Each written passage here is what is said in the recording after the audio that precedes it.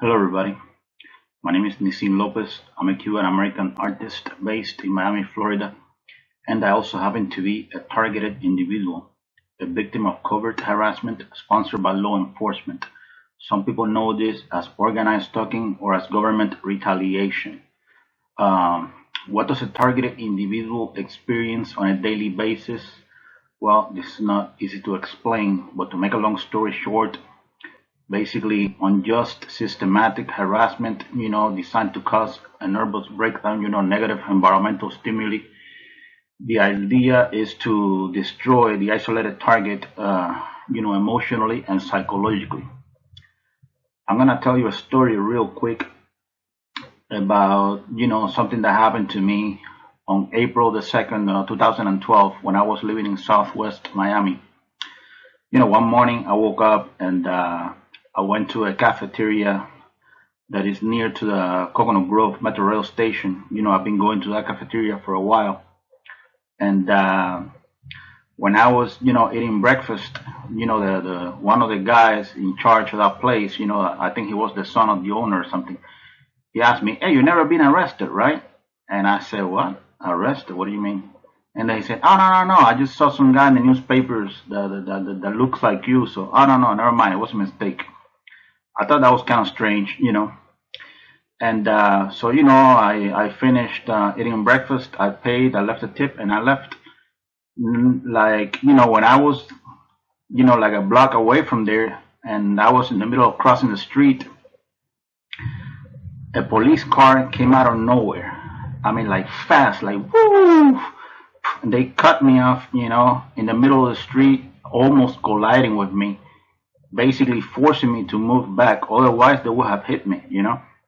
And two police officers came out of the car, "Put your hands up, put your hands up." And I was in a state of shock. I was like, "What?" And then they told me, "Sit on the ground, sit on the ground." So I was, I sat on the ground, and they checked my book bag and everything. I was there for like a few minutes, and people were passing by and looking at me sitting on the ground. And then they approached me again and said, "No, get up. No, it was a mistake. We thought you were somebody else." And then they left. Now, was this an accident? Was this something that happened by chance? No.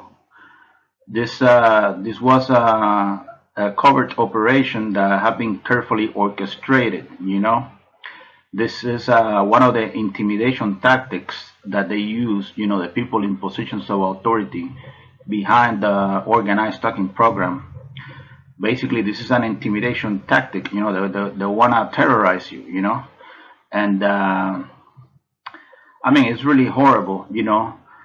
So the guy in the cafeteria, how did he know? He was basically letting me know subliminally, you're gonna go through some shit in a few minutes, when you get out of here. So they knew that circus was gonna take place, the people in the cafeteria.